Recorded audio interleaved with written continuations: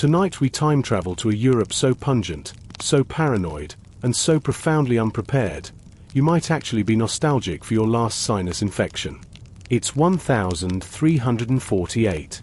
The Black Death is about to tear through the continent like a drunk bull in a pottery market.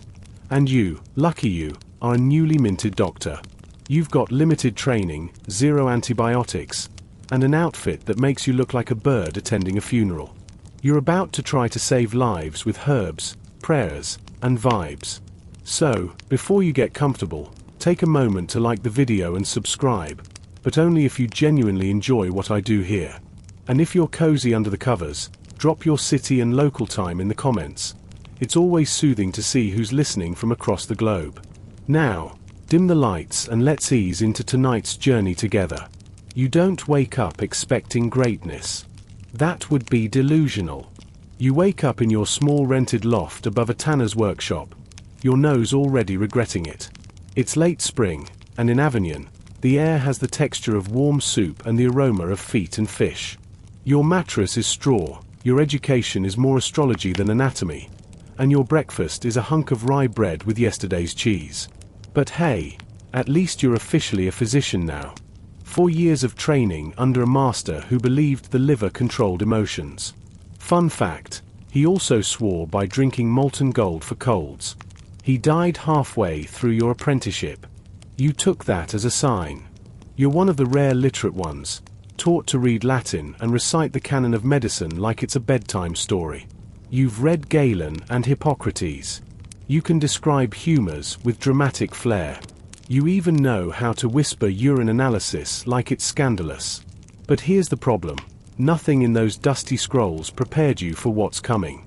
Because out there, right now, somewhere near the Black Sea, rats are catching rides on ships, fleas hitchhiking on rats, and all of them are bringing Europe a microbial time bomb. You don't know it yet, of course.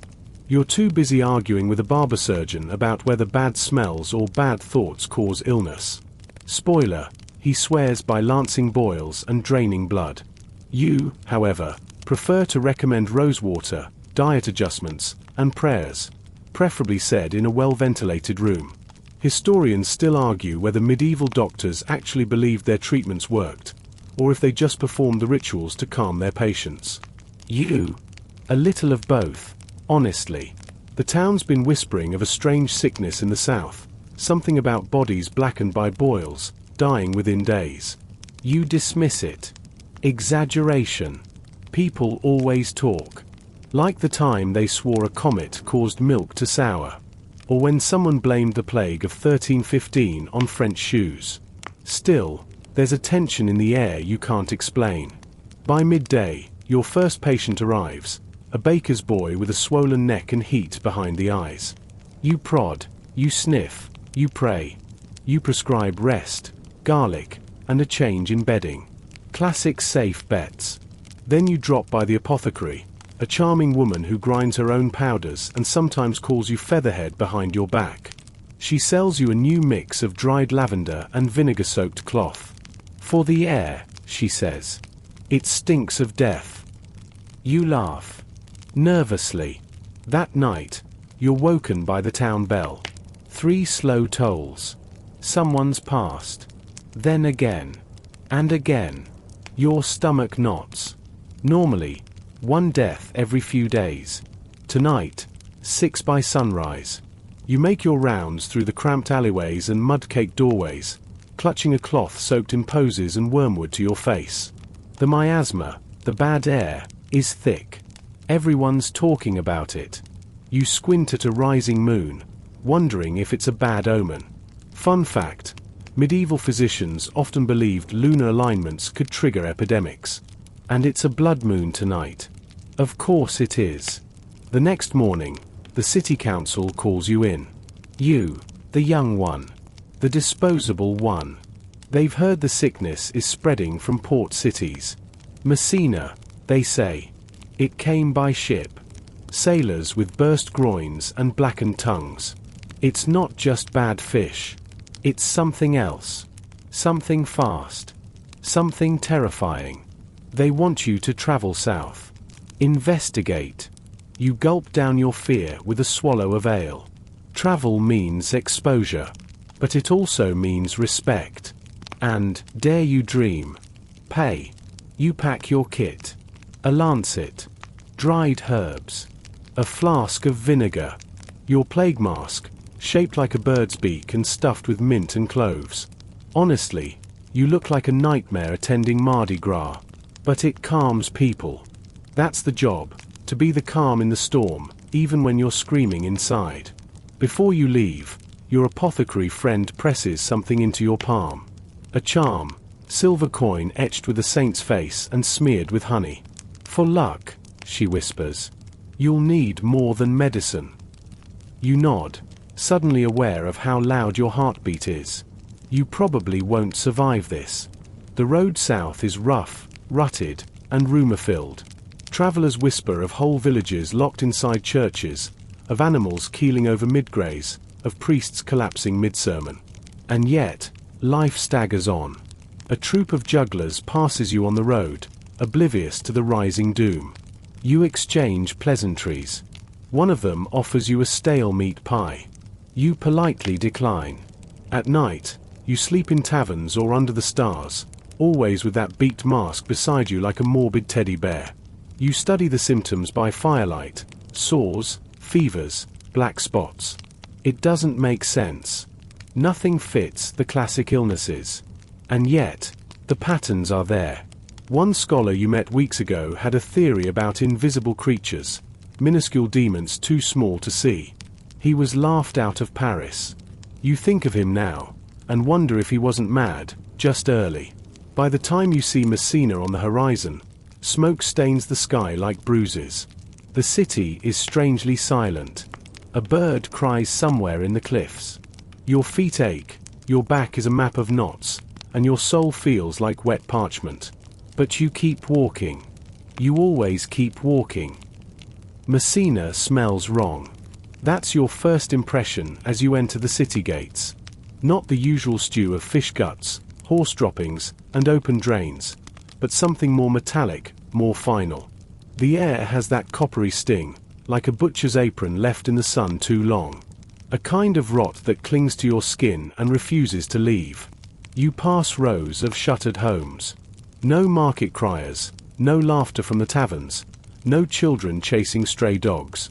Just wind and whispers. A tattered cloth flutters from a balcony above, a red cross hastily painted across the fabric. A silent warning. Maybe a plea.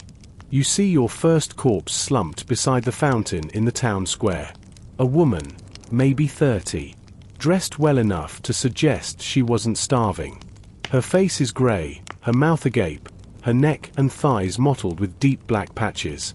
You notice the swelling under her jaw, the way her fingers are curled like she clawed at her own throat. Your gut tells you, this is the real thing. Historians still argue whether the plague entered Europe through Genos trade routes or Mongol siege warfare flinging diseased corpses over Crimean walls. What you do know is this: it's here now. And it's not subtle. You make your way to the city hall, or what's left of it. The doors hang open. Inside, a few scribes still scratch out death records. One clerk, half asleep and coated in a thin crust of despair, eyes you warily. "Doctor," he croaks. You nod. He gestures toward a stack of wax tablets. Yesterday, 42. Day before, 31. Before that, 20. We've stopped naming them. They're just tallies now. He leads you to what was once a chapel, now repurposed into a holding area for the sick. Bodies lie in rows, breathing shallow or not at all. Flies congregate with religious devotion. The smell is unbearable even through your herbal stuffed beak. You try to keep your hand steady as you check pulses, note swellings, wipe sweat from foreheads. Some have pustules under their arms or groins, great swollen lumps, dark as bruised plums. You've read about buboes in books, but the reality is more grotesque than you imagined. You attempt your first treatment, vinegar compresses and cool cloths, a gentle tone, reassurance whispered behind the mask. One man, delirious, grabs your wrist and mutters something about cats in the walls.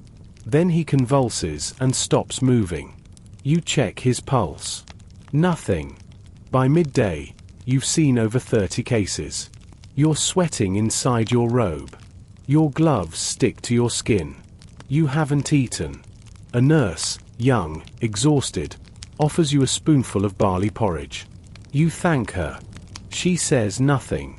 Just stares ahead like she's watching ghosts. That evening, you climb to the top of the bell tower. The sun sets over the sea, casting the port in a golden light so beautiful it makes you angry. It should look terrible. It should match the stench and fear and death. But no, it's stunning. Cruelly so. You think about the first reports from the east, how traders described entire villages dead within a week. People thought they were lying. Some still do. You don't. You've seen too much. There's something about how quickly it strikes, the way a person can laugh at lunch and be fevered by dusk. It doesn't fit any disease you know.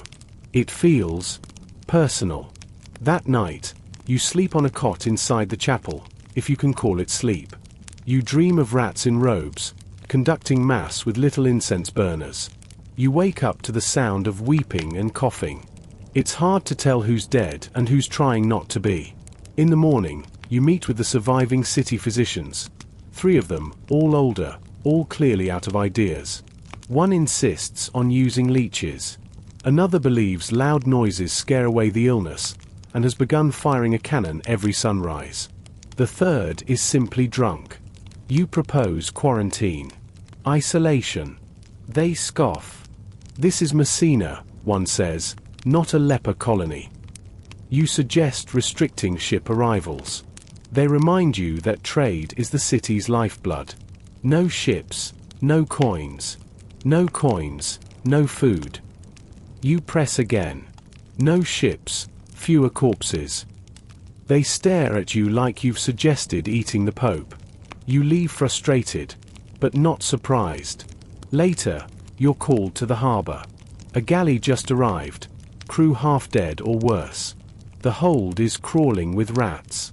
One sailor stumbles out with glazed eyes and black streaks on his arms. He falls to the dock with a wet thud. You kneel to check his breathing. Nothing.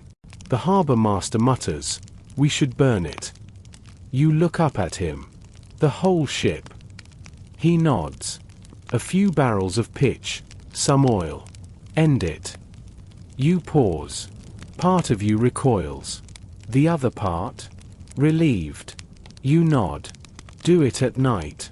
Fewer people watching. That night, the flames rise high over the bay. The ship becomes a pyre. You watch from the docks, face hot from the fire. The rats, those that didn't leap off earlier, squeal as they burn. You almost feel sorry for them. Almost. There's a fringe belief you've heard murmured by gravediggers and midwives, that the rats and fleas bring the illness. That it lives in the dirt, in the bites, not the air. It's dismissed by most of your peers as nonsense. But now, you wonder. Back in the city, the bodies keep piling up. Entire families vanish within days. The baker's quarter is silent. The fishmonger's stall lies overturned. The fish now bones and flies. Churches ring their bells so often that some clergymen lose their voices. You write notes by candlelight, scribbling observations into your leather-bound journal. Boils usually appear second day. Fever first. Pulse erratic. Most die by day 4. Children faster. Your handwriting gets shakier with each entry. You haven't bathed in days. Your eyes are red-rimmed.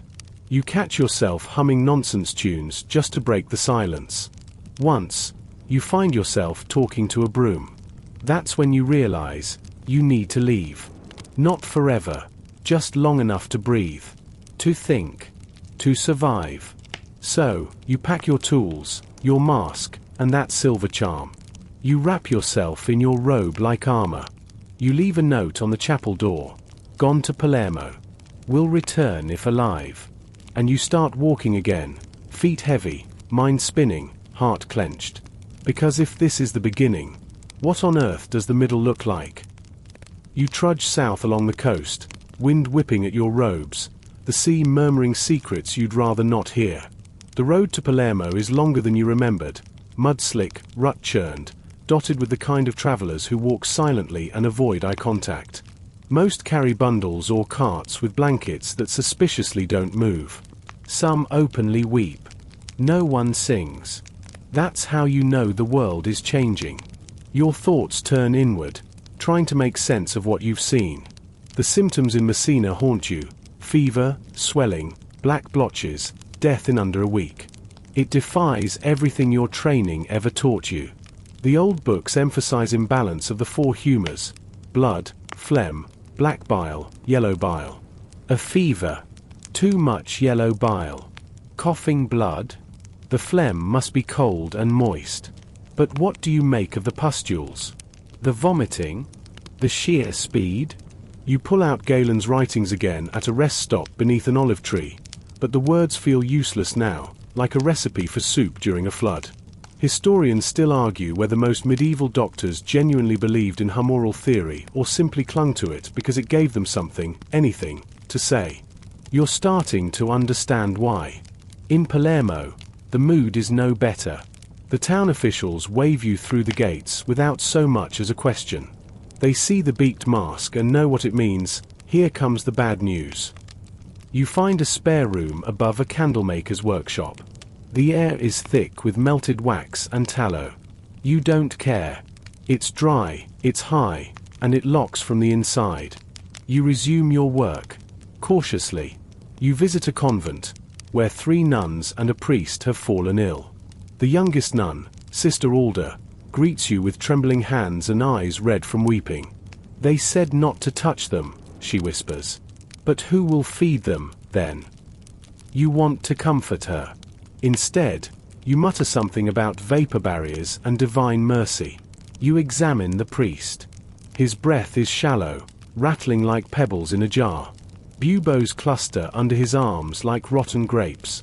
You attempt to lance one, hoping to release the pressure.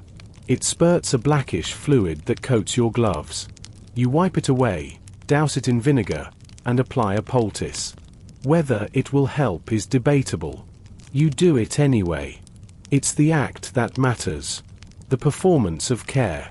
Back in town, people have started to carry small pouches of herbs and dried flowers, pomanders. You started the trend.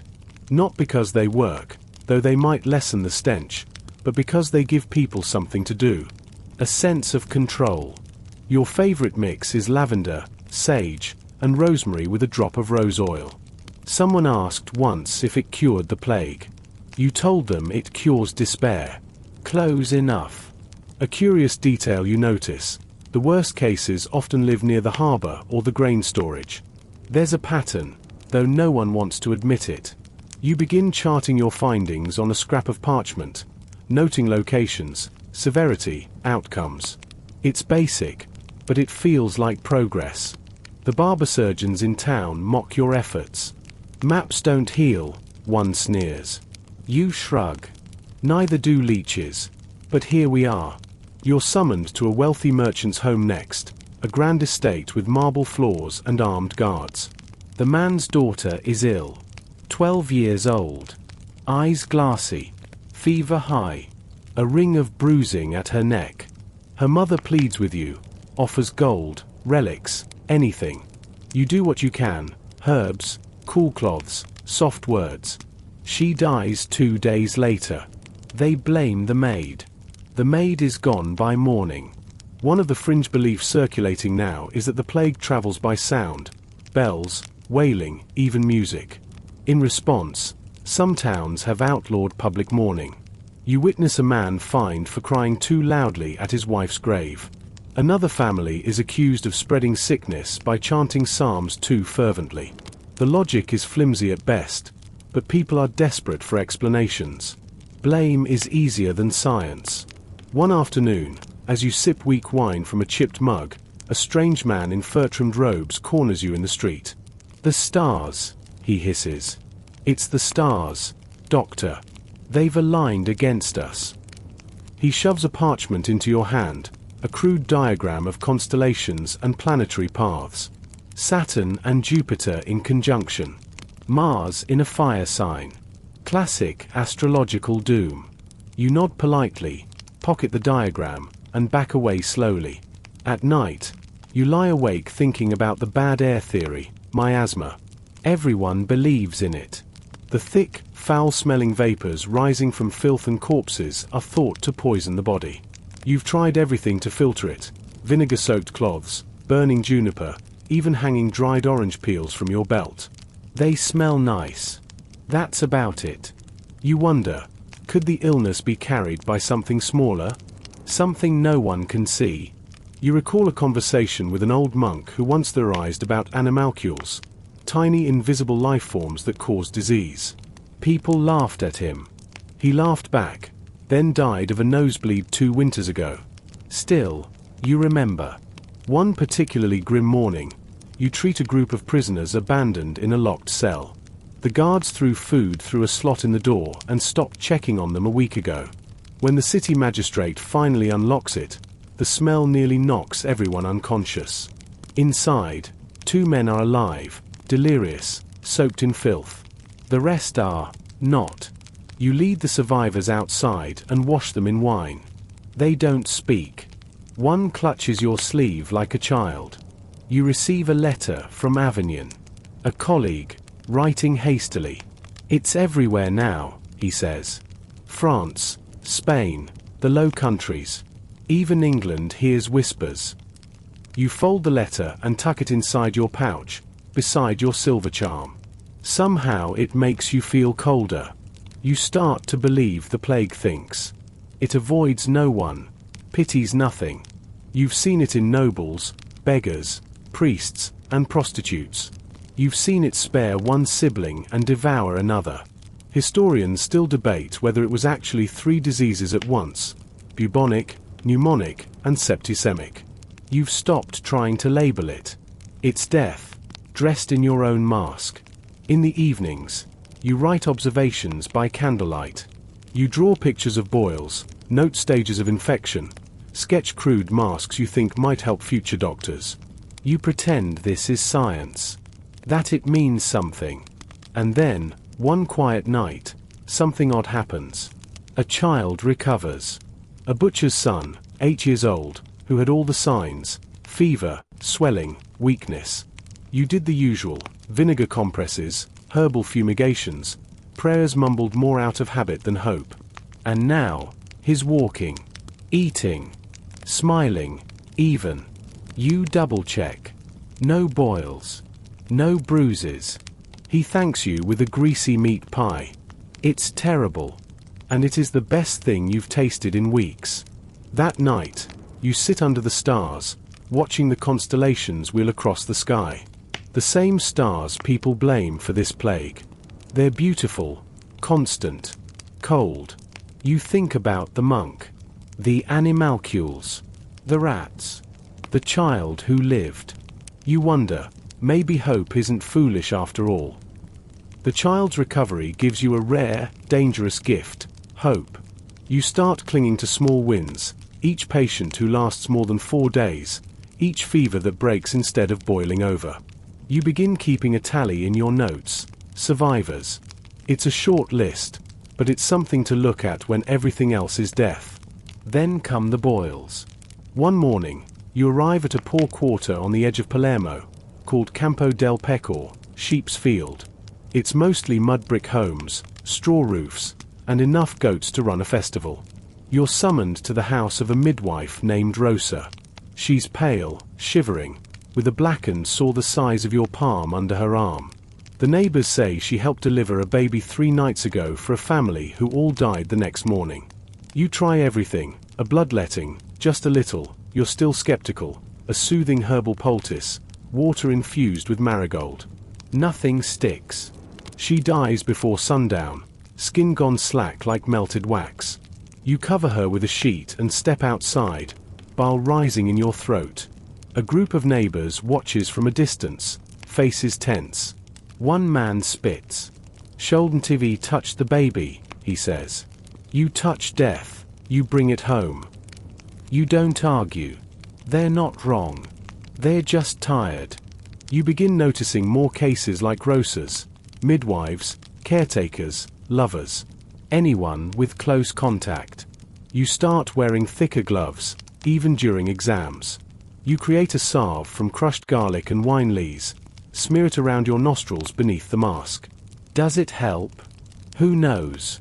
It stings like betrayal and smells like soup, but you do it anyway.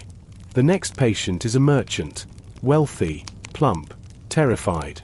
You're called to his villa, where you're greeted by two servants holding silk scarves over their faces like that'll do anything. He's in bed, soaked with sweat, a cluster of buboes beneath his chin. He begs you to cut it out. You try to explain that opening the swelling is risky, that it might release worse into the bloodstream, but he's insistent. Desperate. So you do it.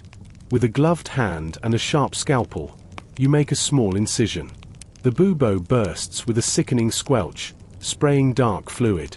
One of the servants vomits into a vase. You dab it clean with vinegar-soaked cloths and apply a poultice of dried calendula and honey.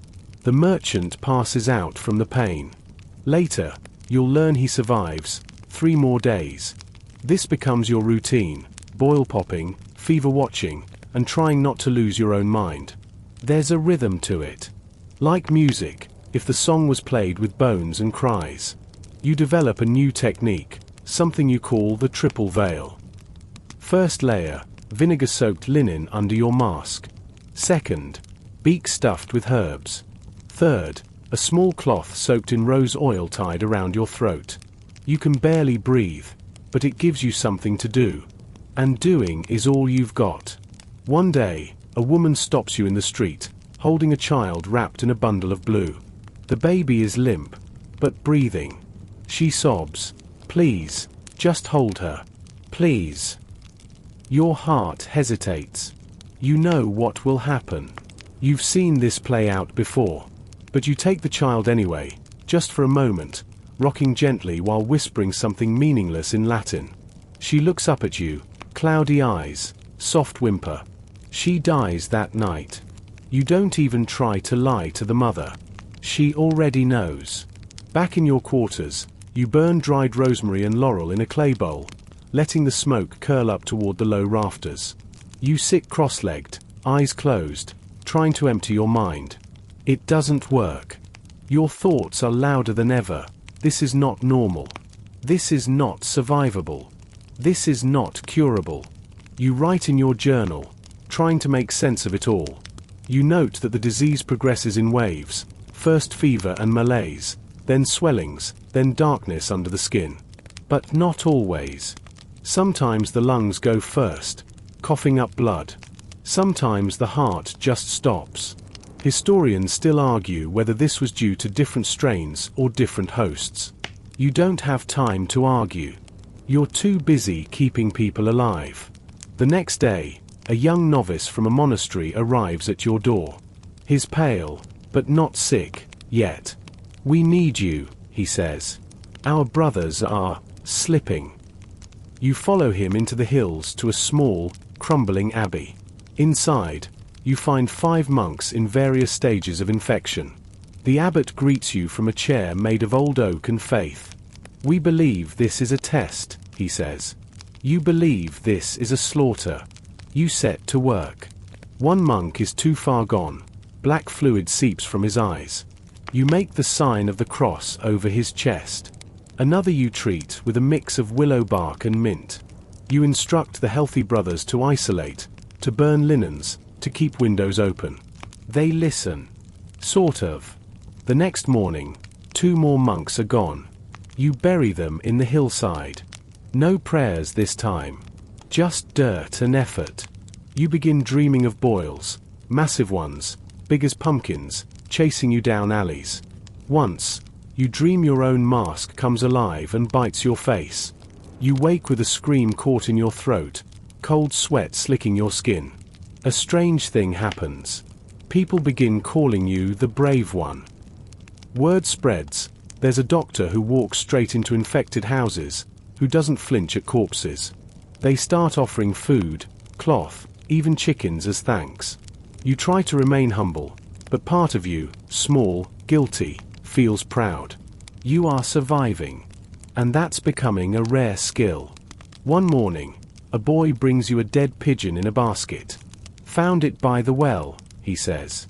Thought it might be a sign. You don't know what kind. The bird's stiff, eyes crusted, wings awkwardly folded. You dispose of it, but the message sticks, even the animals are dying strangely. There's a curious tidbit floating around town. Someone claims a town near Naples cured their sick by rubbing them with crushed emeralds mixed with goat's blood. Another says reciting Psalm 91 backwards while submerged in salt water keeps the plague away. You write both down. Not because you believe them, but because in this world, absurdity is part of the medicine.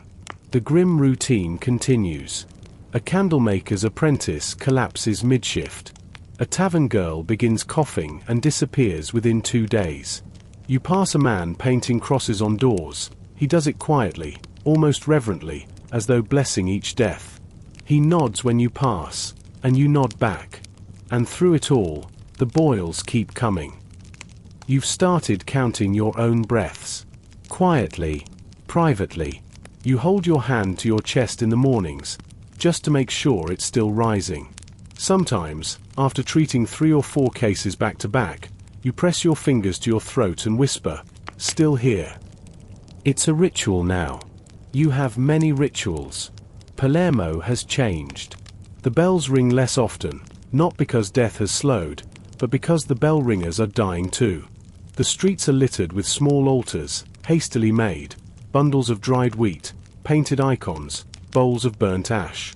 People leave offerings to obscure saints, Saint Roch, protector against plague, Saint Sebastian, pierced with arrows like is already halfway infected.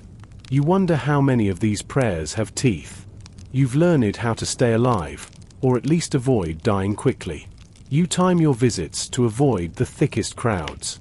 You hold your breath during exams, even under the beak. You wash your gloves in wine. You soak your robe in vinegar twice a week. You've burned enough rosemary to fumigate a cathedral. And you never touch your face. Ever. The truth is, you're not sure why you haven't gotten sick. Maybe the beak works. Maybe the vinegar. Maybe dumb, glorious luck. You still carry the silver charm from your apothecary friend in Avignon. You rub it like a worry stone. You tell yourself it's working. You don't dare test it by removing it. One evening, as you leave a home where a mother and 3 children have just died, you pass a group of musicians in the square. Yes, musicians. Real ones. They're playing a samba tune, some kind of pipe and drum dirge, slow and haunting.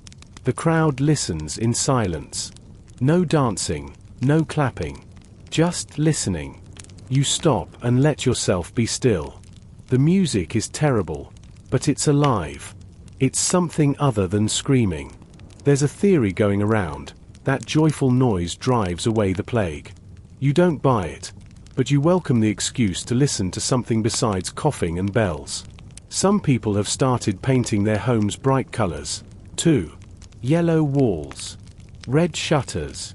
As if cheerfulness might scare death away. It's a charming idea. Delusional, but charming. You're called to the docks again. A sailor is found sprawled across a crate of salted cod, blood at the corners of his mouth. You examine him. Buboes, yes, but also something new, dark spots along the spine. That's a detail you haven't seen often. You make a note. One of the dockhands leans in too close and asks if wine helps. You tell him only if it's good wine. He doesn't laugh. Tough crowd. You treat him anyway. The barber surgeons in Palermo have started avoiding you. They call you the vinegar ghost. You're not sure if that's an insult or a compliment. They don't like that you write things down, or that you ask questions, or that you don't bleed every patient just to feel useful. You've stopped trying to convert them. Let them drain each other. At the market square, you notice something strange. A woman selling garlic has the busiest stall in the entire row. Garlic, suddenly, is sacred. People crush it, chew it, hang it around their necks. You've prescribed it yourself. But lately you suspect the plague isn't scared of seasoning. One man swears that garlic and wine baths saved his cousin's life. Another insists that the illness came from too much silk imported from the East. One child tells you the rats are working for the devil. That's not even the strangest theory you've heard this week.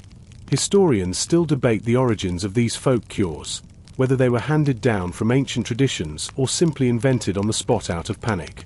You suspect the latter, but you jot them all down anyway. Someone, someday, might find the pattern you missed. Late one night, after a long day tending the sick, you stop by the apothecary. She's still alive, still grinding powders, still calling you Featherhead. She hands you a small clay jar. Inside, a thick black salve that smells like burnt licorice. New blend, she says. Marshmallow root and oil of cloves. It doesn't do anything, but it keeps flies away. And it looks impressive. You thank her. She pauses. You still dream of them. You nod. No need to say which dreams. Everyone dreams of boils now. She places a hand on yours. Stay alive. Not just breathing. Alive. You smile behind the beak. I'll try. You never promise. Back in your quarters, you start sketching again. This time, not just symptoms. You draw the faces of people who lived a little longer than expected. A nun. A baker. A little boy who liked licorice. You don't want to forget them. They're proof of something. Maybe survival isn't the only victory. Maybe remembering is one. Two. Then it happens. You wake up with a cough. Your heart seizes in your chest. You sit up, breath ragged. You check your forehead. No fever. You check your skin. No spots. You pace the room, trembling. Is it just dust? Wine? Bad air? The cough fades by morning. You burn your linens anyway. You go back to work pretending nothing happened. A week later, you're summoned by the mayor's assistant, one of the few officials still upright. You're asked to help draft a plan to keep the city functioning. They're running out of priests, out of carpenters, out of people who can dig graves without falling into them. You suggest rotating burial crews, more lime pits, reduced contact. He nods, eyes sunken. We've started burying people in their homes, he says. Walls sealed, doors bricked. You ask if he's serious. He doesn't blink. You walk home through silent streets. Every alley, every courtyard, every doorstep seems to carry the weight of the dead. You feel your body ache, not just from exhaustion, but from grief settling in the bones like rain in stone. You've survived longer than most. But you've also seen more. And seeing too much can feel just as heavy as catching the plague itself. So you do what you've learned works best. Keep moving. You rise early. You visit the sick. You take notes. You sketch. You write. You breathe. And you whisper, still here. You don't expect to be summoned by the church. They usually send for older physicians, ones with beards like brooms and opinions shaped like dogma. But apparently, you've made enough of a name for yourself in Palermo to earn an audience. It starts with a letter, sealed in wax stamped with the bishop's crest. It's delivered by a boy no older than 10 who stares at your beaked mask like it might blink at him. You break the seal, read the request twice, then glance out the window toward the cathedral spires. Of course they're summoning you now, just as your lungs have finally stopped rasping every morning. You arrive at the cathedral just past sunrise, the courtyard empty except for pigeons and the statue of Saint Sebastian staring perpetually into the middle distance. Inside, it's darker than you remember. The stained glass glows red and gold in the early light, but no incense burns, and no voices chant. The usual echo of the sacred is gone. You're led to a chamber beneath the choir, where 3 clergymen sit at a long table, their faces solemn. Bishop Marius is among them, a thin man with a face like wilted parchment and rings on every finger. He does not shake your hand. No one does anymore. He speaks first. Doctor, We are faced with troubling contradictions. God tests us, yes, but this test, he trails off. The priest beside him picks up the thread. There is debate, among the faithful, whether this plague is divine punishment or something else. You wait. You're not sure if they want your opinion or your silence. Marius continues. People are frightened. Some accuse the church of failing, of hiding truth, even of spreading the illness. He says the last part with disgust, as if the words themselves are fleas. Your role here becomes clearer. They want credibility. A physician, not a priest, saying the right things. They want you to explain this horror in a way that absolves them of blame. You're careful. You speak of corrupted air, of overburdened burial grounds, of poor hygiene in the poorer districts. You mention rats, subtly. You avoid words like judgment or God's wrath. You're threading a needle with your own tongue. Historians still argue whether the church truly believed in miasma, or if they simply adopted the language of physicians to keep control. What you see in this room feels more like desperation than doctrine. The bishop watches you closely. You don't believe it's punishment, he asks. You meet his gaze through the glass lenses of your mask. I believe if it is, it's terribly indiscriminate. They don't like that. But they don't argue. Before you leave, one of the younger priests pulls you aside. He's shaking, eyes bloodshot. I've buried 30 brothers in 2 weeks, he whispers. They confessed. They received rites. Still, nothing. His hands twitch at his rosary. What if prayer doesn't work? You don't know how to answer that. Outside the cathedral, you find a small crowd has gathered around a friar preaching loudly from a barrel. Repent, he bellows. Sin blackens your soul like this plague blackens your skin. People nod, cross themselves. One woman collapses in sobs. You notice his robes are spotless. No ash, no blood, no sweat. Not a man who's touched the sick. But his voice is loud, and loud counts. You return to your quarters feeling heavier. You soak your gloves in wine. You stare at the drawings in your journal, your sketches of buboes, your ink-smeared timelines. What good are they against sermons and fear? That night, you visit a small convent outside the city walls. A friend of the apothecary sent word, Sister Ambra has fallen ill. When you arrive, the gate is already open. No one greets you. The inside is silent. You find her in the infirmary, attended by a novice who's clearly exhausted. Sister Ambra lies flat, face pale, lips dry. Her hands twitch as you approach. You ask a few questions, press her skin. She speaks, barely audible. I thought faith would keep us safe. You try to comfort her. It has kept many safe, you lie. You do what you can, herbs, clean linens, water. She clutches a crucifix so tightly it leaves an imprint on her palm.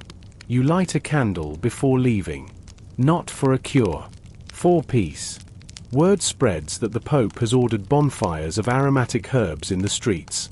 It's meant to cleanse the air. You pass one burning pit after another. Juniper, pine, rosemary. It smells better than the usual stench of death, but it doesn't stop the coughing. People start asking if the Jews are responsible. Whispers become accusations. In a nearby town, a synagogue is set on fire. You hear about it from a weaver who watched it happen, tears streaking her soot-covered cheeks. They burned books. People. Children. You feel sick. Not the plague kind, just the human kind.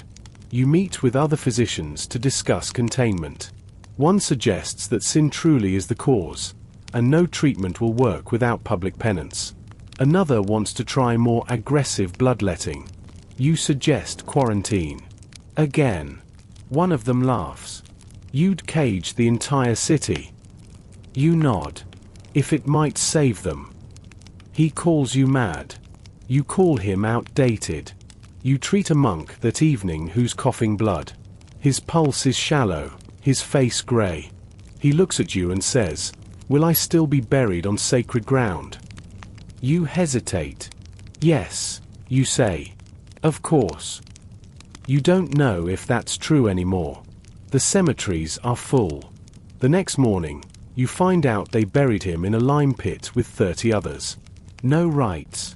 No names. No stone. And the church? They said nothing. The cathedral remains open, for now. But attendance is thinning. People fear closed spaces, even holy ones. They start praying outdoors. Families kneel in courtyards, whispering rosaries under breath. Some light candles. Others light torches. You begin hearing of flagellant groups, penitents who walk from town to town whipping themselves bloody, begging forgiveness. You haven't seen one yet, but the rumors are growing. Some say they drive out the plague. Others say they bring it. The truth? Probably both. You return to the convent a week later. Sister Ambra is gone. The novice says she passed quietly, holding her crucifix, whispering Psalm 23. You nod, unsure what else to do. On your walk back, you feel a strange breeze. Cold, gentle, like a breath from the mountains. You stop and inhale through the beak. Just herbs and dust. Still, you feel something shift. The city feels more fragile. Like parchment soaked in water, waiting to tear. Back at your quarters, you write. The church tries to hold back the tide with prayer. I try with vinegar. Neither seems enough. You close the book, your hand trembling. You whisper your usual words, still here. But tonight, they don't sound convincing. They arrive at dawn. First, you hear the drums, low and steady, like a heartbeat that's lost its patience. Then the chanting, rhythmic and hollow, punctuated by the sharp snap of leather against flesh. You step out onto the street just as they pass the end of the lane. 24 men, stripped to the waist, marching in time with swollen feet and bleeding backs. The flagellants have come to Palermo. You watch from the shadow of a baker's stall as they pass. Each one carries a small wooden cross or a painted board with the image of Christ. Some wear crowns of twisted thorns. Others have Latin phrases scrawled across their chests in soot and blood. The leader, a man with hollow cheeks and eyes like burning coals, swings a censer as he chants, "Forgive us, O Lord, for we have sinned." Snap. "Punish us, O Lord, for we are unworthy." Snap. Behind them trails a curious crowd, merchants, beggars, children, dogs. No one speaks above a whisper. You've seen many strange sights since the plague began, but this is the most theatrical. Later that morning, a boy comes to you with a gash on his cheek. "Got caught in the swing," he mutters, wincing as you clean the wound with vinegar. "Didn't know they'd whip that close." You patch him up and advise him to keep a healthy distance next time. "Don't get too pious," you say dryly. "It's contagious." The flagellants take up temporary residence in an abandoned church near the harbor. They claim they'll stay for 33 days, one for each year of Christ's life, and then move on. They refuse medical care, refuse food that isn't blessed, refuse to speak with anyone they deem sinful. That includes most of Palermo. They draw crowds. People follow them through the streets, mimicking their chants. Some even join in the self-flagellation, ripping shirts, picking up cords, striking themselves until blood runs in rivers down their spines. You're called to treat one woman who's collapsed from blood loss. She insists on continuing the next day. "They say if we bleed enough, he will forgive us," she whispers. "And the plague will stop." You don't have the heart to argue, but you leave her with a compress and a prayer. There's a new tension in the city now, one that doesn't come from disease but from faith turned feral. People you once knew as quiet shopkeepers now quote scripture with frightening intensity. They look at you, your beak mask, your gloves, your tools, and they don't see a healer. They see a heretic. One man spits at your feet. "God smites, not medicine," he snarls. You delay judgment. You bow slightly. just enough to keep your dignity. It's not worth the fight. The flagellants perform nightly rituals in the square now. They sing dirges, strip to their waists, and lash themselves under the moonlight. Children cry. Some cheer. Some join. No one stops them. A fringe belief begins to spread, one that the flagellants encourage. That the plague persists because of hidden sinners. Witches. Heretics. People who consort with spirits or practice unnatural medicine. You start sleeping with your door bolted. Historians still debate whether the church approved of these groups in the early days or merely tolerated them out of fear. Either way, the flagellants filled a spiritual vacuum. Where the church hesitated, they acted, loudly, bloody, and unafraid of spectacle. The apothecary warns you. They've started naming names, she says one night, stirring a pot of some foul-smelling remedy. Midwives. Foreigners. Women who own too many cats. She gives you a pointed look. And doctors who don't pray loud enough. You nod. Uneasily. Time to speak louder, then. That evening, you join a procession, not as a flagellant, but as an observer. You walk behind the crowd, watching the blood drip, the chants rise. People leave candles along the path. Some cry. Some stare in awe, like they're witnessing a miracle. You don't see a miracle. You see infection. Open wounds. Shared instruments. No bandages. No washing. You wonder how many will be coughing in 3 days. One morning, you pass by the harbor and see a makeshift stage has been set up. The leader of the flagellants stands atop it, preaching to a crowd. The cities are dying because the people are unclean, he bellows. They bathe in sins and expect to be spared. You try to walk past quietly, but he spots you. Points. There. The mask wearer. The birdman. He carries no cross. He heals with herbs, not prayer. All eyes turn to you. You don't run. You step forward. Calmly. Slowly. You speak clearly. I treat those who suffer. If that is sin, then may God judge me when I'm done. There's a pause. The crowd shifts. No one moves. The leader sneers but says nothing. You bow your head slightly and walk away. Your heart doesn't stop racing until you're behind 2 locked doors. The next few days, no one summons you. No one dares. You restock your kit. Clean every tool. You burn the old linens, boil the herbs, sharpen your lancets. You pretend you're preparing for ordinary work. But you know what's coming. On the 4th day, the procession halts. One of the flagellants collapses mid-chant, frothing at the mouth, black spots dotting his neck. You're called. Of course you are. Desperation doesn't care how pious you are when your lungs stop working. You treat him. Gloves on. Mask firm. Vinegar in every fold of your robe. You do what you can, compresses, herbs, whispered comfort. He dies that night. By the end of the week, 5 more fall ill. 2 survive. The rest don't. The flagellants quiet down after that. Fewer processions. Less whipping. Fewer accusations. Perhaps even they realize that blood, no matter how devoutly spilled, doesn't scare the plague. You pass one of them in the market days later. He bows his head. Says nothing. You nod in return. The apothecary raises an eyebrow when you tell her. So, she says, they can learn. You smile. Faintly. Even blood has limits. And for the first time in weeks, you laugh. Just a little. It feels good. It feels alive. You travel inland. Not far. Just enough to escape the ever-tightening grip of Palermo. You need space. Fewer processions. Fewer eyes watching your every movement. Fewer whispered curses trailing behind your mask like smoke. The town of Corleone lies in the hills, 2 days' ride from the coast. You don't ride, of course. You walk. Slowly. Warily. A donkey carries your satchel and supplies. and occasionally tries to eat your mask. You begin calling her Beatrice. The countryside feels almost untouched, at first. Olive groves stretch toward the horizon. Birds still sing. Shepherds still whistle. It's so ordinary that you start to wonder, has the plague spared this place?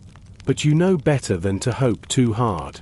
By the time you reach Corleone's outskirts, the signs appear. Not just in the silence, but in the smell, that low, sour undertone of decay. The people greet you with suspicion. A man in a wide-brimmed hat stops you at the town gate. "We don't want your kind," he says. You reply calmly, "Then you don't want medicine." Eventually, a local friar intervenes. He recognizes the mask, the tools. "We lost our healer last week," he murmurs. "We've been improvising." You don't ask what that means. You already know. You're housed in the bell tower of a small church. It smells like dust, iron, and candle wax. The priest lends you a cot and a chipped ceramic bowl for washing. "Stay as long as you like," he says. "Or as long as you live." You nod politely. Morbid hospitality is still hospitality. The first patients come quietly. A widow with shallow breath and a blue tongue. A carpenter's apprentice with spots under his arms and a fever that makes him hallucinate beetles crawling from the walls. A girl who lost her voice after 3 days of coughing. You do what you can. Herbs. Cool cloths. Clean water. Gentle hands. You begin to realize this place isn't behind the curve, it's at its peak. Death is just quieter here. You notice something different about Corleone. People aren't just afraid. They're angry. At first, you think it's grief turned sour. But then you see it. Families refusing to help one another. Neighbors locking their doors. No one draws water for the sick. No one washes the dead. It's not panic anymore. It's self-preservation at its most ruthless. You treat an old woman who lives alone. She weeps as you change her linens. "They used to bring bread," she says. "My neighbors. We shared figs in the spring. Now they won't even look at me." You want to offer her comfort, but all you have is a mask and a handful of dry lavender. You give her both. A fringe belief circulates here, that water itself has turned wicked, that the wells are cursed, that rain carries illness, that washing spreads the plague. You counter it by boiling every drop you use. You invite people to watch. Some believe you. Most don't. You take to working in the open. No more cramped cellars or sealed parlors. You examine patients beneath awnings, in courtyards, even in stables. If the people fear enclosed air, fine. Give them sky. Give them sunlight. Historians still debate whether open-air treatment helped reduce mortality. You don't care. You're just trying to keep your patients breathing. One afternoon, a man brings you his wife in a cart meant for onions. She's unconscious, soaked in sweat, her arms twitching. You examine her while he paces, muttering prayers. When you begin applying a compress, he snaps. "Don't touch her like that." You pause. Like what? Like a butcher. You step back. Then help her yourself. He stares at you. Doesn't move. Doesn't touch her. Just mutters more prayers. You do what you can and walk away, heart pounding. You've learned a hard truth. Fear is contagious. But so is cruelty. A week passes. The bell tolls grow fewer, not because the plague is ending, but because there's no one left to ring them. You offer to do it once. The priest shakes his head. You've done enough. One morning, Beatrice disappears. You find her half a mile away, munching on wild thistle beside a small family burying their youngest son. They don't speak. They don't cry. They just lower the bundle into the dirt and walk away. You watch from a distance, hat in hand. You meet a young boy that day. 12, maybe 13. He's not sick. Yet. But he follows you everywhere, silent as a shadow. You give him tasks, cleaning tools, fetching water, sorting herbs. He does them without complaint. One day, he asks, "Why do you help them?" You answer without thinking. "Because no one else will." He nods. "Can I be like you?" You pause. Then hand him your smallest knife. Clean it first. His name is Luca. He becomes your shadow. You begin teaching him the basics: how to prepare vinegar cloths, how to identify fever by touch, how to watch for the twitching that comes just before death. It's grim, but he soaks it in like sunlight. You show him how to wear a smaller version of your beaked mask, one you fashioned from leather scraps and paper. It makes him look ridiculous. He beams. Together, you treat a mother of 3 who's collapsed outside the town bakery. You clean her sores. He holds her hand. She survives. For now. You begin to believe Corleone might not fall entirely. Not because of you. Because of Luca. And then, of course, it all tips again. You're summoned to the home of the local magistrate. His eldest son is sick. Very sick. Buboes. Black splotches. Shallow breath. You try everything you've learned. The boy dies in less than 2 days. The magistrate doesn't speak. Doesn't look at you. He just signs a paper and hands it to a guard. The next day, someone sets fire to your quarters. The church bell tower burns quickly. You arrive too late to save anything. Your tools, your notes, your drawings, all gone. The priest finds you in the smoke, his face streaked with soot. "They think it started with you," he says. "They think the mask hides something worse." You stay in the ruins until dawn. Luca finds you sitting among the ashes. He doesn't ask what to do. He just sits beside you. You stand up. You brush off the soot. And you say the only thing that still feels true. "We keep going."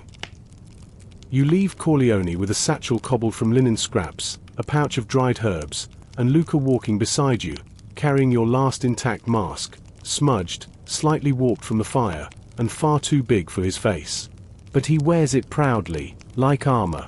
You tell him he looks like a hungry crow. He laughs. It's the first time you've heard that sound in days. The road curves through the hills, past vineyards gone wild and olive groves with more birds than fruit. Occasionally you see smoke in the distance, sometimes cooking fires, sometimes not. You pass an abandoned cart covered in moldy cloth. You don't check what's underneath. Your destination is uncertain. There's talk of a village further inland, untouched by the plague. You don't believe it, but hope is like vinegar, bitter, cleansing, and hard to live without. On the 3rd day, you reach a monastery nestled between 2 hills, hidden by rows of cypress. A bell tolls once as you approach, not in welcome, but warning. A monk peers out from a 2nd-story window. "No entry," he calls down. "We are clean here." You understand. You tell him you only seek water. He tosses a small bundle down, bread, cheese, and a flask of rainwater. Luca bows low. The monk disappears. You camp that night in an old orchard, sharing the monk's gift between you. The stars are clear, cold. You chew slowly, grateful. "Do you think we'll find a safe place?" Luca asks. You stare up at the sky. "I think we'll find a place," you say. "And we'll make it safer than the last." You're not sure he buys it. You're not sure you do either. The next morning brings a change in the air. Cooler. Still. You feel it in your chest, a subtle tightness, as if the wind itself is holding its breath. Birds are quieter. The trees don't sway. You reach the village of Rocca by midday. From a distance, it seems idyllic. Stone houses with red tile roofs, tidy fields, children playing by a shallow stream. You don't smell rot. You don't see black flags. You begin to wonder, could this really be a spared place? A woman greets you at the edge of the village, flanked by 2 men with shovels, not as weapons, just in case. "You're a doctor," she asks. Her voice is cautious but not unkind. You nod. Luca says, "And assistant?" She almost smiles. "They let you in. Under conditions.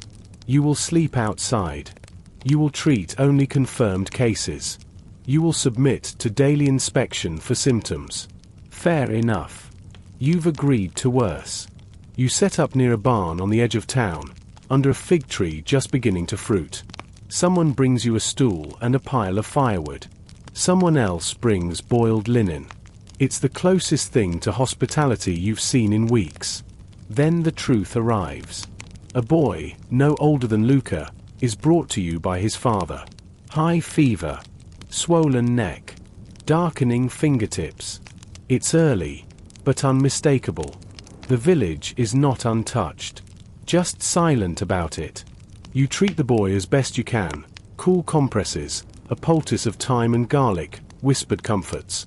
He slips into a quiet sleep. His father stays by his side, never letting go of his hand. You admire the courage. Or denial. Often they look the same. That evening, you speak with the village council, a gathering of elders, farmers, and one incredibly overworked schoolteacher. They admit the truth. They've been hiding the sick. Not out of malice, but out of hope. They feared word would spread and more people would come, carrying the plague with them. You don't judge. You've seen what happens when the sick are outnumbered by fear. Instead, you offer your help. You spend the next few days setting up a basic infirmary in an abandoned sheep shed. Luca scrubs every surface while you fashion stretchers from doors and hay bales. The village blacksmith lends you tongs and a brazier for sterilizing tools. You build a small fire pit for boiling water. It's primitive. It's enough. The sick trickle in. Quietly, discreetly. A mother with swollen legs. A miller who can no longer walk. A baby who hasn't cried in 2 days. You treat them all. The villagers bring food now. Eggs. Dried beans. Wild greens. They don't say thank you, not allowed. But they keep coming. And then, one lives. A teenage girl, Mirella, with strong lungs and a stubborn glare. She survives. Not quickly. Not cleanly. But she walks out of the sheep shed 4 days after you first tended her, and she asks if you need help fetching water. The village exhales. Just a little. You begin to notice something new. People watching Luca. Not with fear, but with curiosity. They see how carefully he prepares the vinegar cloths, how gently he wipes the brows of the sick. Some ask questions. He answers. He tells them what you've taught him. He's better at it than you are. A woman asks if he's your son. He shrugs. You say, "He's my future." The schoolteacher, a wiry man named Tommaso, offers you access to his library. You don't expect much, but inside you find an old Roman medical text, a half-mangled copy of Galen, and, strangely, a treatise on Arabic surgical techniques. You spend your evenings reading by firelight, cross-referencing sketches with the cases you've seen. Historians still argue whether European physicians at the time truly understood or valued Arabic medicine. All you know is, some of these diagrams are better than anything you've seen in Latin. Luca starts copying them into his own notebook, crude sketches, plant names, symptoms. He adds little stick figures with bloated faces and surprised eyes. You try not to laugh. For the first time since Messina, you feel capable. Not of defeating the plague. That's too grand. But of slowing it. Of teaching others. Of passing something on. Then, on the 10th day, the girl you saved, Mirella, brings news. 2 more sick. Cousins. No one wants to move them. They're scared, she says. They think it's a curse. You nod. Go anyway, you say. Tell them the curse has gloves and garlic breath. She does. They come. You treat them. You sit under the fig tree that night, watching the sky shift from blue to silver. Luca leans against your side, half asleep. We made it better, he mumbles. Didn't we? You think about Messina, Palermo, the fire, the cart of onions. You think about Beatrice. And you nod. We did. The days in Rocca settle into a fragile rhythm. You rise with the sun, breath misting in the cool morning air, and walk the village lanes with Luca close behind, your steps stirring the scent of dew on wild thyme and damp stone. The plague hangs like a shadow but doesn't dominate everything here, yet. Your infirmary grows, modest but functional. You've fashioned crude signs warning others to keep their distance, scrawled in the local dialect. Luca takes it upon himself to keep a ledger of patients, symptoms, and treatments. He's surprisingly meticulous, something the village teacher praises with a nod and a rare smile. You discover a curious village custom. When someone dies, they burn lavender alongside the body to sweeten the air. It's a practice that seems oddly comforting amidst all the rot. You adopt it, pressing bundles of lavender between your pages, convinced it helps calm the restless spirits or at least mask some of the smell. Historians still argue whether such herbal fumigations had any real effect on disease spread, but you decide it's worth the effort, if only for morale. Your evenings are spent in the small library with Tommaso, poring over dusty manuscripts and debating medical theories. He's fascinated by your tales of distant Palermo, your encounter with the fire, and your makeshift treatments. You entertain his musings with a weary grin, appreciating the rare distraction. One evening, a lively debate sparks between you and Tommaso over the cause of the plague itself. Miasma, he insists, waving a finger toward the grimy window. The foul air, the corrupted humors. It's a punishment from God or nature for our sins. You counter, but if it's air, why does washing and isolation help? Why does proximity matter? He shrugs. Historians still debate whether it's spiritual or scientific. Or both. You chuckle softly. Sounds like every bad idea ever. The village begins to accept your presence, though whispers persist. Some villagers avoid you, eyes darting with suspicion. Others bring you small gifts, honey, dried figs, hand-woven cloth.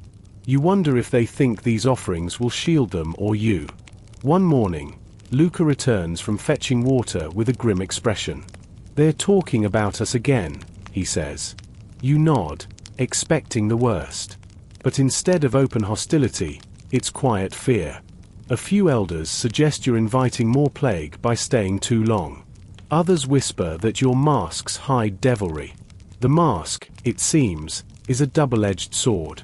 You decide to hold a town meeting under the spreading fig tree.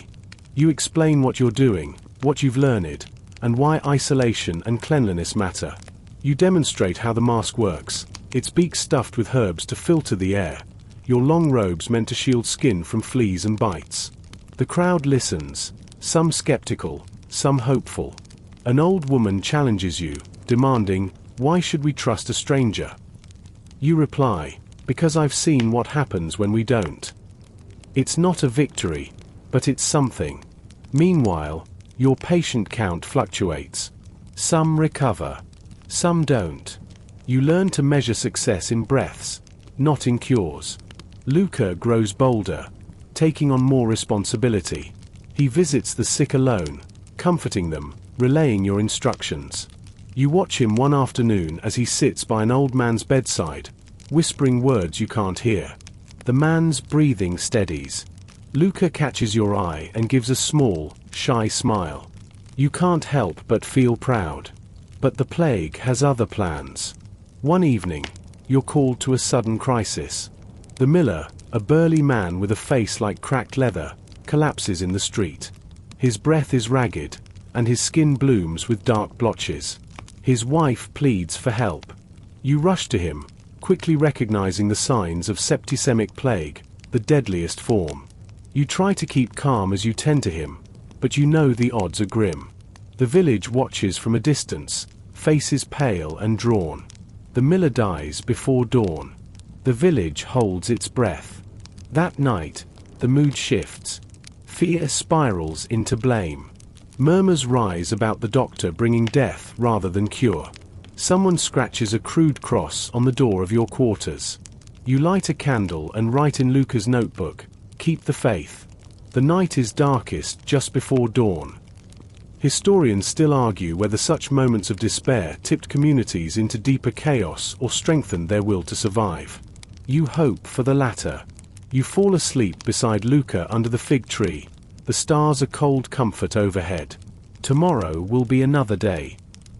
Dawn spills over Rocca with a hesitant light, revealing streets quieter than before. The miller's death weighs heavily on the village. Faces that once greeted you with cautious hope now avoid eye contact. The air feels thick, not with the plague, but with unspoken tension. Luca and you make your rounds, offering care to those who dare accept it. The fragile trust you built frays under the weight of grief and suspicion. A farmer spits on the ground as you pass, muttering about curses and the sins of outsiders. You swallow the urge to reply. To keep the peace, you convene another meeting under the fig tree. This time, fewer people come.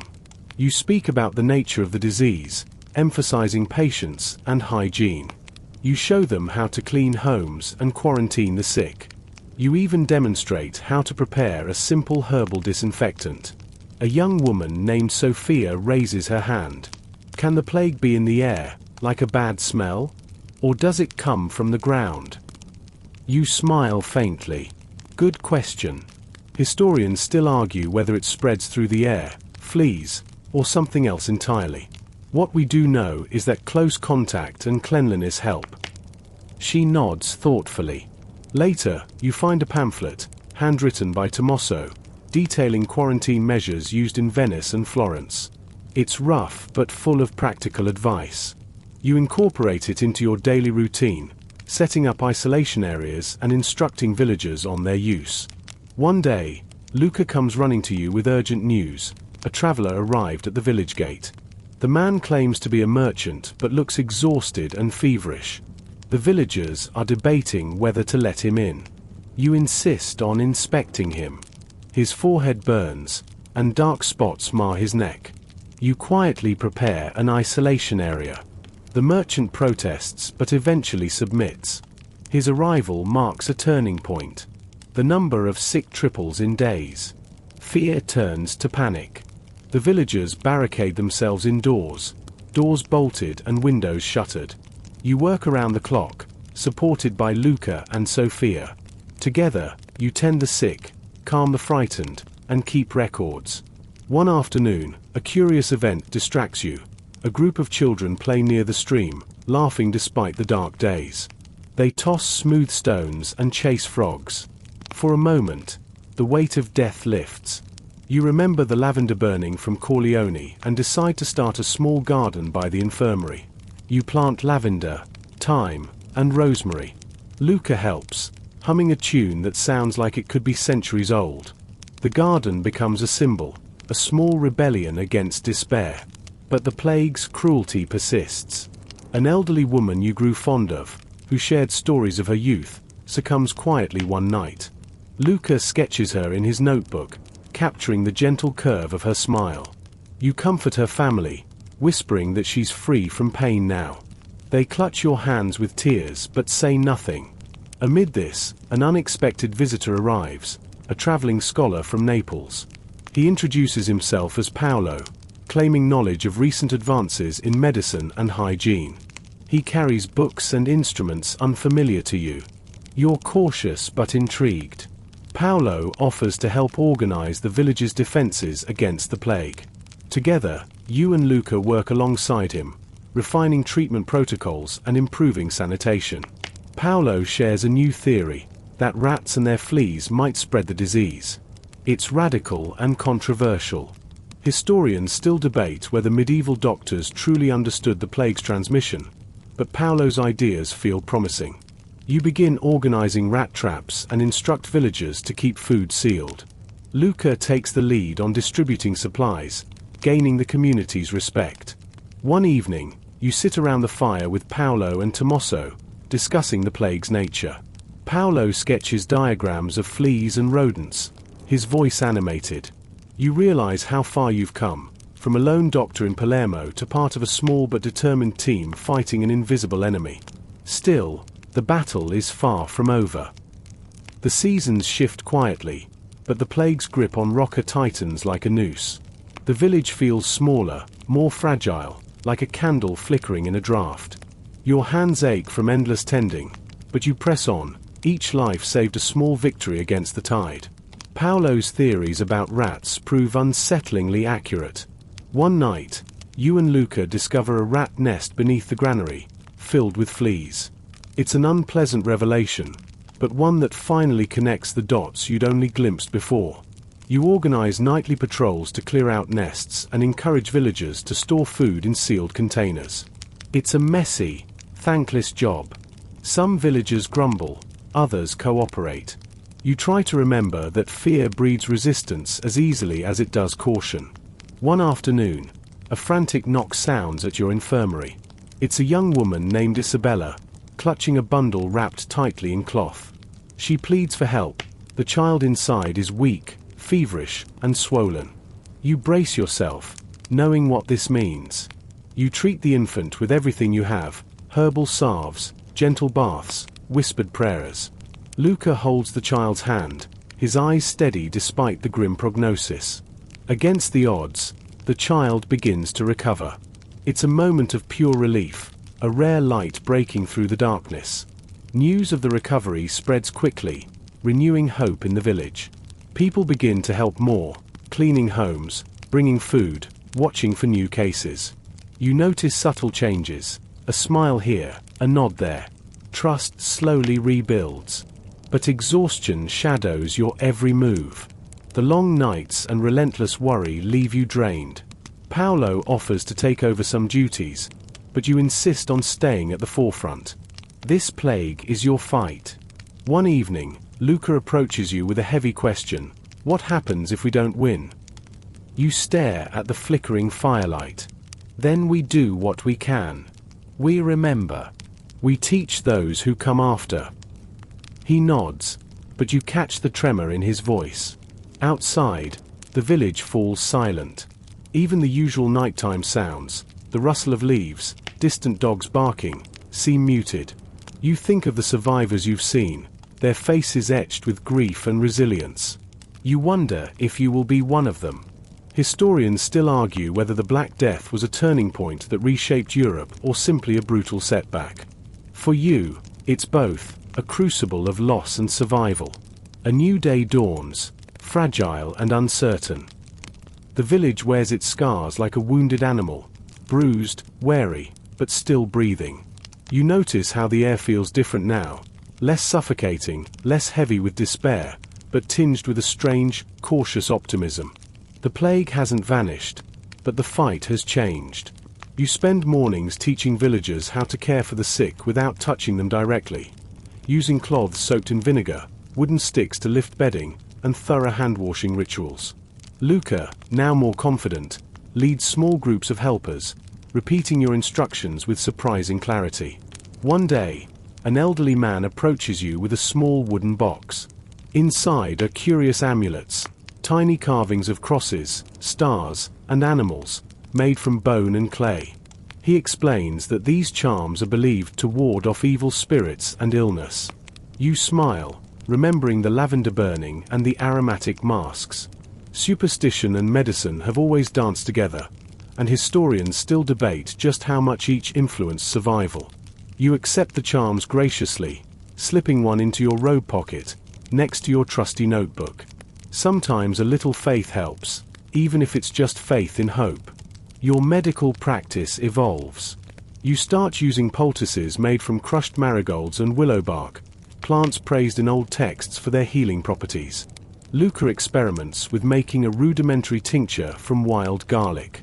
You marvel at his enthusiasm and remind him that even in darkness, curiosity can be a light. Rocca's children, once frightened and hidden indoors, begin to peek out again.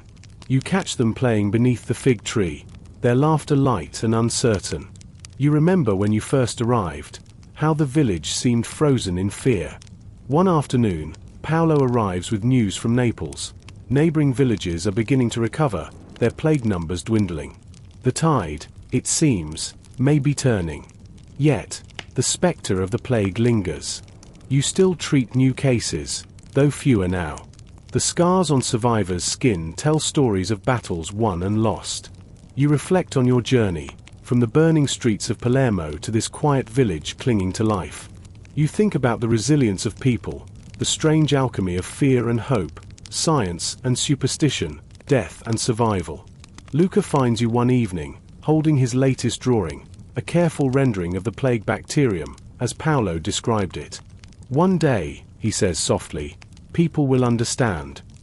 You nod, heart swelling with a mix of pride and sadness. The knowledge you've gathered, the lives you've touched, it's a fragile thread stretching into the future. Historians still argue whether the Black Death reshaped society's entire fabric or simply tore it apart temporarily. For now, you focus on the small miracles, the smiles, the recoveries, the stories shared beneath the stars. You sit beneath the fig tree, the night cool and forgiving. Tomorrow is a new day. Rocca's streets slowly stir with renewed life. The villagers emerge from their homes, eyes wary but filled with a quiet determination. You notice flowers blooming in window boxes, children running freely, and the scent of fresh bread wafting from the bakery. The plague hasn't disappeared, far from it, but its grip has loosened. You spend your days teaching hygiene, distributing herbal remedies, and organizing communal cleanups. Luca and Sofia have become indispensable, bridging gaps between you and the villagers with their warmth and knowledge. Even the elders, once suspicious, now come seeking advice, their skepticism softened by shared hardship. One afternoon, a traveling monk visits the village. He offers prayers and blessings, weaving faith into the fragile fabric of recovery. You watch as villagers find comfort in his words, blending science with spirituality. Historians still argue how much faith influenced survival during the plague years, but here it feels inseparable from hope. Paolo shares letters from other towns reporting similar improvements. Perhaps, he says, the worst is behind us. You want to believe him. Your infirmary becomes a hub of quiet activity. Survivors return to offer thanks, bringing fresh herbs, baked goods, and stories of lost loved ones. You listen, recording their accounts, knowing these memories form the foundation of future understanding. One evening, Luca and you sit beneath the fig tree, its leaves whispering in the breeze. He sketches a map of the village, marking areas cleaned and restored. We've come far, he says softly. You smile, exhausted but hopeful. But the plague's lessons linger. You remind villagers that cleanliness, isolation, and care remain vital, even as normalcy creeps back. The masks and robes are retired for now, but the knowledge stays.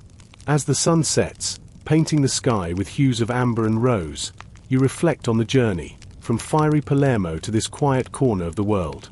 You think about the countless souls touched by the plague, the lives changed forever. You feel a deep connection to the past, present, and uncertain future. Historians still debate the exact causes and consequences of the Black Death, but its human story, the fear, resilience, and hope, remains vivid. You close your notebook and breathe in the cool evening air. Tomorrow, the world will be a little different. The chill of early autumn seeps into the village, crisp and clear. The fig tree, under which you've spent so many evenings, sheds its leaves slowly, as if reluctant to let go of this chapter of your life. You walk among the villagers now with a sense of quiet familiarity, their faces marked by loss but illuminated by the stubborn glow of survival. The once deserted streets now echo with daily life, the hammering of carpenters rebuilding homes, the chatter of neighbors exchanging news, and the distant laughter of children chasing each other beneath a sky streaked with fading gold. The plague remains a shadow, a memory, but its grip loosens with each passing day. Your work shifts from urgent care to cautious restoration. You help clean gravesites and mark those lost with simple stones. A small shrine takes shape near the church, where villagers place wildflowers and candles in memory. It is a tender testament to the lives cut short and the endurance of those left behind. Luca, now a young man in his own right, helps train a few locals in basic care techniques, so the village will be better prepared should darkness return. You watch him with pride, thinking how much has grown from the curious boy who first shadowed your steps. Paolo prepares to leave, his letters urging continued vigilance and knowledge sharing. You exchange a quiet farewell beneath the fig tree, the same spot where so many plans and hopes were made. His parting words linger in the air. This plague is but one chapter in a long story. We must learn, remember, and prepare. You nod, knowing he's right. As the sun dips below the hills, you write a final note in Luca's notebook, a reflection on the plague's toll, the village's resilience, and the uncertain road ahead. You include a sketch of the fig tree, its branches reaching skyward as a symbol of life continuing despite loss. Historians still debate the plague's true origins and long-term effects on society. But here, now, you witness its human heartbeat, raw, fragile, and endlessly enduring. You close the notebook and stand, feeling the cool breeze rustle the fig leaves. The night sky deepens, stars emerging one by one. You breathe in the stillness and whisper a quiet promise, to keep fighting, to keep healing, and to never forget. Tonight, as the village rests and the world turns slowly onward, you feel the weight of the journey soften. The plague's horror is etched into memory, but so is the flicker of hope that never died. Now, as you lay down, remember the stories you carry, the lives touched, the lessons learned, and the quiet strength that blooms even in the darkest times. So, breathe deeply. Let the night cradle you. The dawn will come.